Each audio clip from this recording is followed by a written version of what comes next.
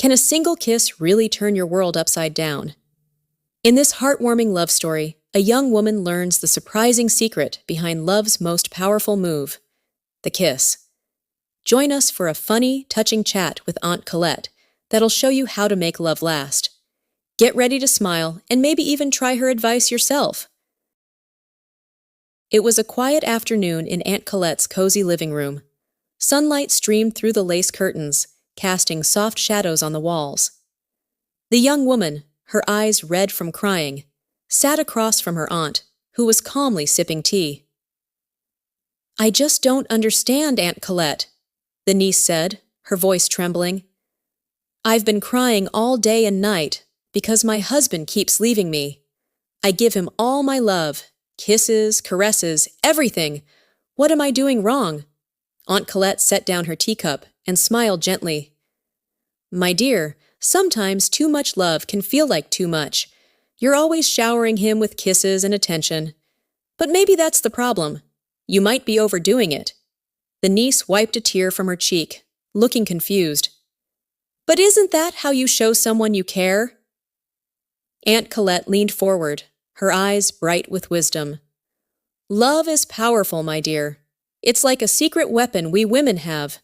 Men might be strong with their muscles, but we have charm. Our kisses and caresses can work wonders, but only if we use them the right way." The niece tilted her head, listening closely as her aunt went on. "Think about it," Aunt Colette said. "All through history, women have used love to change the world. In the Bible, there's Delilah and Judith. In old stories, there's Helen of Troy. And in real life, queens like Cleopatra. They knew how to use their charm to be powerful." The niece's eyes widened. "So I should act like them?" "Not quite," Aunt Colette chuckled. "But you need to know that love is tricky. It's as strong as a storm, but as fragile as glass. One little mistake can break it, and then it's hard to fix." She paused, letting her words sink in. "We women can make men adore us, but we have to be smart about it.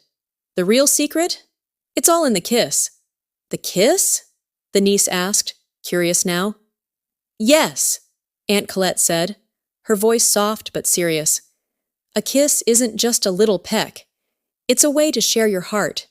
When you wait for the perfect moment and give just the right kiss, it's like magic. But if you give too many or at the wrong time, it stops feeling special." The niece frowned, thinking hard. "I thought kisses always made everything better." "Not always," Aunt Colette said, shaking her head. "There's a poet, Sully Prudhomme, who wrote, 'Caresses are just nervous tries to blend souls with a kiss.' He's saying a kiss can feel like two people becoming one, but only if it's done right." She leaned back in her chair, a dreamy look in her eyes. Another poet, François Coppée, described a lover waiting in a cold room, nervous and excited. Then his beloved rushes in, out of breath from the winter air, and he kisses her through her veil. He wrote, "Oh, the taste of the kisses first snatched through the veil. It's chilly, wet, and tastes like dye. But because of the moment, it feels perfect." The niece giggled, picturing it. "That sounds kind of funny." "It does," Aunt Colette agreed with a grin. "But that's the point. A kiss gets its power from the timing and the feeling behind it. At the wrong time, it's just messy and awkward." Later that afternoon, she continued, "Let me tell you about you, my dear. I've seen you be a little clumsy with this, like that day in the drawing room. Your husband had you on his lap, kissing your neck and lips, when you suddenly shouted, 'Oh, the fire!' It was almost out, just a few glowing embers left. The niece blushed, hiding her face in her hands. "He jumped up," Aunt Colette said, "and ran to the wood box. He dragged out 2 huge logs, his arms shaking from the weight. And what did you do?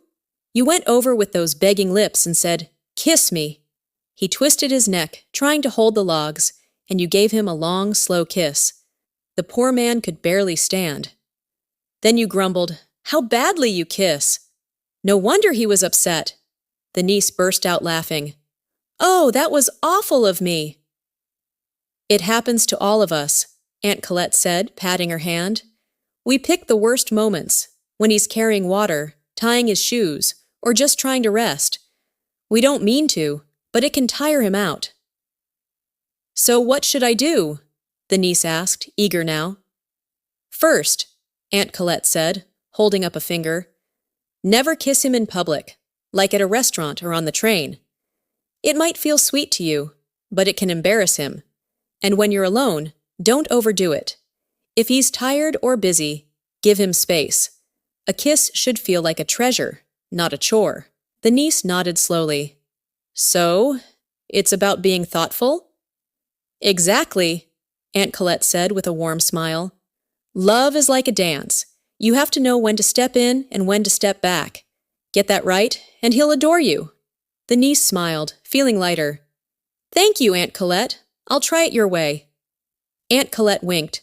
And if you forget, just picture him juggling those logs. That'll remind you. The two laughed together, the room feeling brighter. The niece still had a lot to learn, but with her aunt's advice, she felt ready to try again. So that's the story for today. If you liked it, click on this video to watch more stories like this.